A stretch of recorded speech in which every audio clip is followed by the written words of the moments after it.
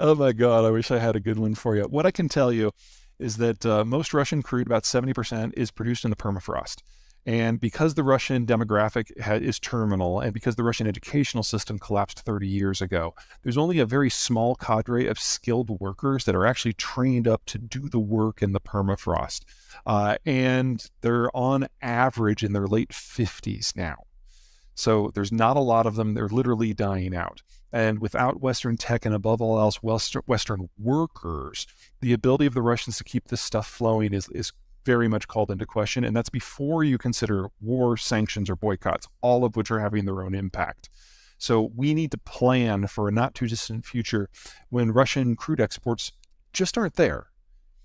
Now, in that scenario, especially if it happens suddenly, we're going to have a significant price shock around the world.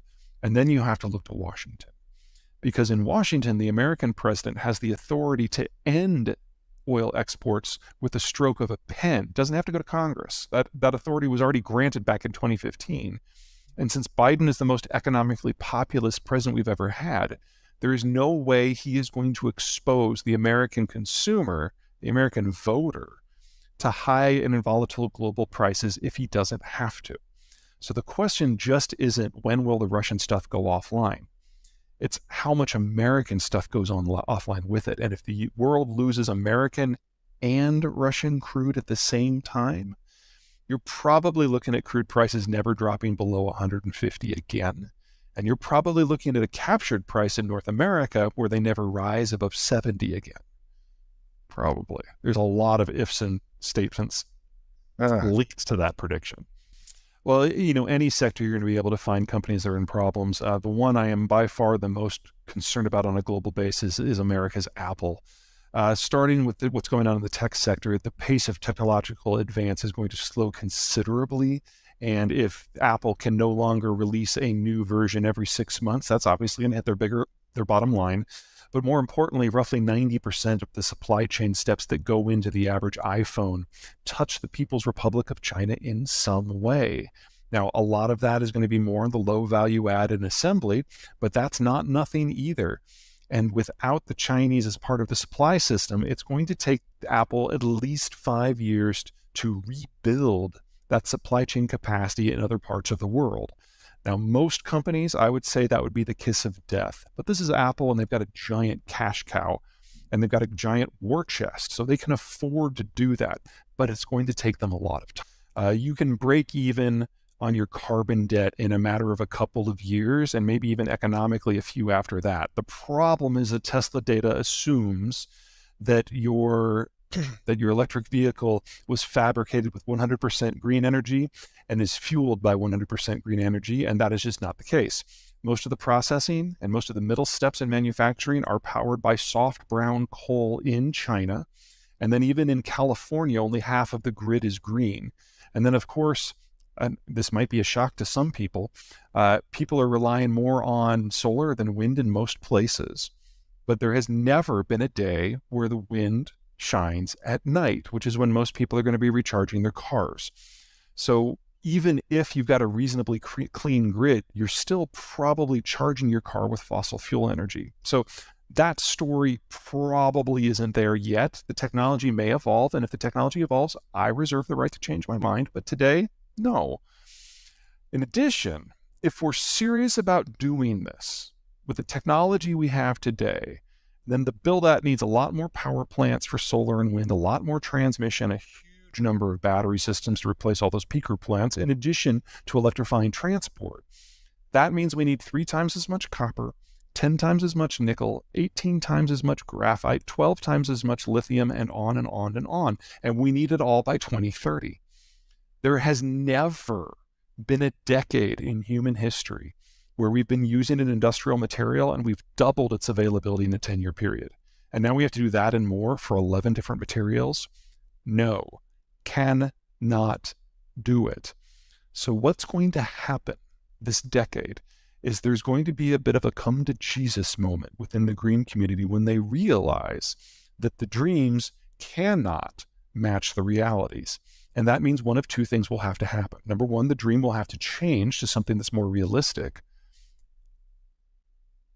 Or The one country with the military capacity to do it goes out and secures the sources of these materials for themselves.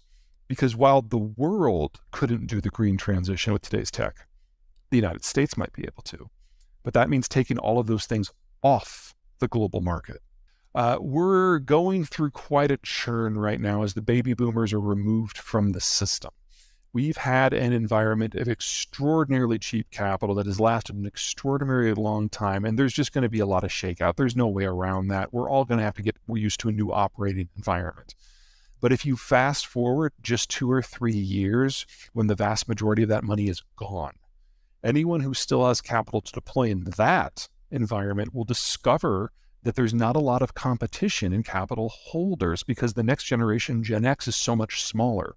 So you should expect the rate of returns 3 years from now to be significantly better on average than anything we've seen in the last 20 years, which means that financial planners will actually have to do their job and have to look for things that are companies that bring value and that aren't just being manipulated by cheap capital.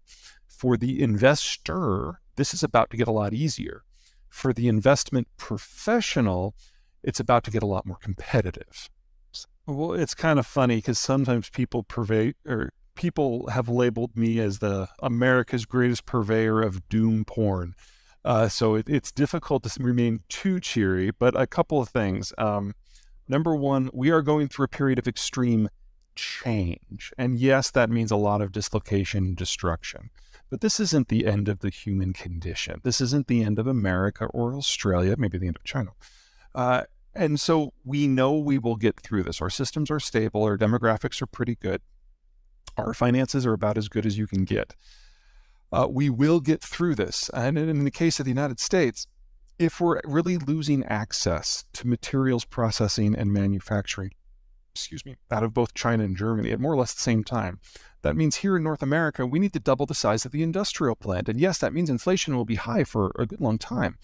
But it's also going to be the greatest growth story in the history of my country and Mexico and Canada. And on the backside of this, we will have built a supply chain system that uses less workers, is more capital efficient, is more energy efficient, that employs locals to serve local markets, that's cleaner, that's more responsible, and it'll be largely resistant to international shocks. This is a good story. We just have to get from here to there. Let's put the financial question to the side for just a moment. We'll come back to it. Let's talk about everything else. Everything else looks pretty good. Yes, you have gone hook, line, and sinker supplying commodities to a price-insensitive Chinese market. And yes, as China breaks down, you're going to feel that. That's unavoidable. But you have far better relations with the nations of Southeast Asia, which collectively are going to pick up a lot of the pieces that the Chinese are going to drop as their industry collapses. They're not as price insensitive. It'll be slower growth, but it'll be more sustainable and more healthy moving forward. That is also a good story. I would also say there's an opportunity here for Australia to do something that it has shunned doing until now, and that's moving up the value-added scale yourself. A lot of those materials processing that the Americans are so paranoid about, guess who's got the raw materials? Guess who has some of the cheapest energy in the world? There's no reason that Australia can't play a role in upgrading the lithium and everything else that the modern world is going to need. And you also have the skill sets to do it. And you can even do it in green power in a way that we can't do it in the United States because your solar potential is